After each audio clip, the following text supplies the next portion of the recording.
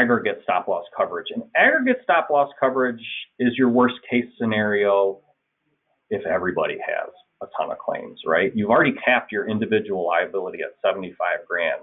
Well, what happens if everybody had a $75,000 claim? Aggregate stop loss coverage is where that protection comes in place.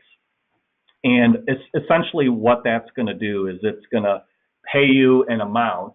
It's going to set a minimum threshold. And if you exceed that threshold, you'd get a reimbursement back after the policy year. This is a very low cost premium item, and a lot of employers, particularly on the smaller side, purchase this. We call it sleep at night insurance. It's a low premium to protect you against a worst case scenario. I generally say if you have less than 200 employees, you probably have this in place. But even 200 and over, you might consider dropping it.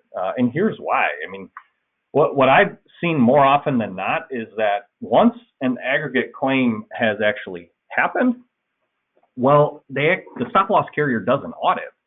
And there's certain things that they'll subtract off that audit. And more often than not, I would tell you, employers get little to no reimbursement if there is an aggregate hit.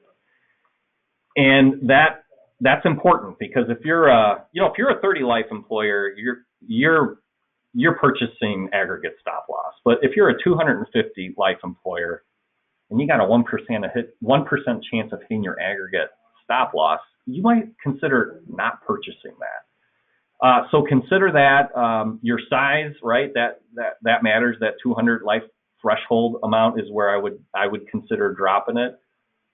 There's going to be a minimum attachment point. You're going to want to watch out for that, particularly if you're an employer that is losing headcount in terminal liability again, right? You want to make sure in the event, whatever reason, you have to go back fully insured. Again, for smaller employers, like you're protected for the claims that haven't been incurred but not been paid yet, right? You don't want to be on the hook for those large claims.